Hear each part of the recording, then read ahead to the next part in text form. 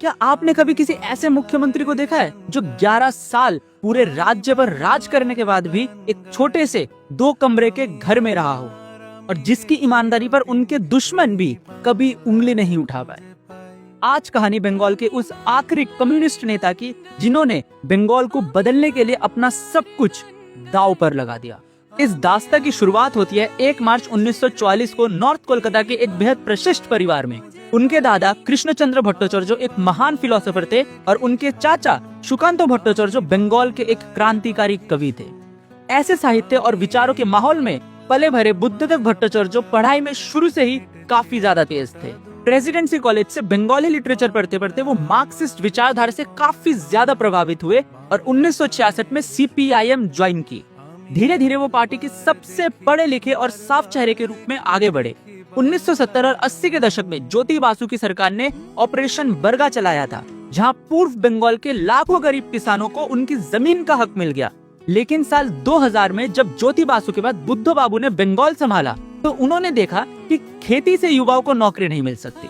उनका मानना था कि युवाओं को अब IT सेक्टर और फैक्ट्रीज में रोजगार चाहिए और यहीं से उन्होंने अपना ऐतिहासिक बंगाली नारा दिया, कृषि आमादेर भीटी, शिल्पो आमादेर भविष्यत।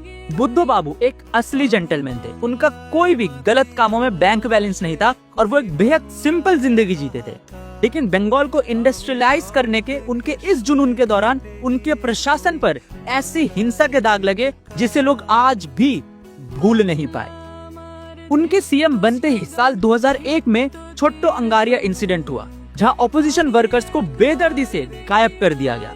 बाद में 14 मार्च 2007 को नंदीग्राम पुलिस फायरिंग हुई, जहां अपनी जमीन बचाने के लिए खड़े 14 मासूम किसानों को गोली मार दी गई। और इसके बाद 2011 का नेताई मैसेकर हुआ, जहां आम देहातियों पर पार्टी काड्रेस ने गोलियां बरसाई। जनता का गुस्सा इस कदर बढ़ा कि जिस किसान ने जमीन के लिए लेफ्ट को चुना था उसी ने 2011 में उन्हें सत्ता से उखाड़ फेंका।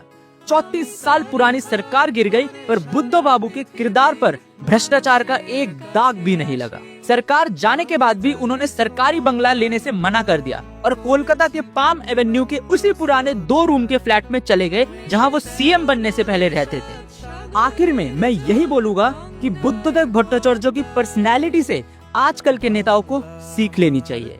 आपका बुद्धदेव भट्टाचार्य के ऊपर क्या कहना है कमेंट सेक्शन में जरूर बताएं।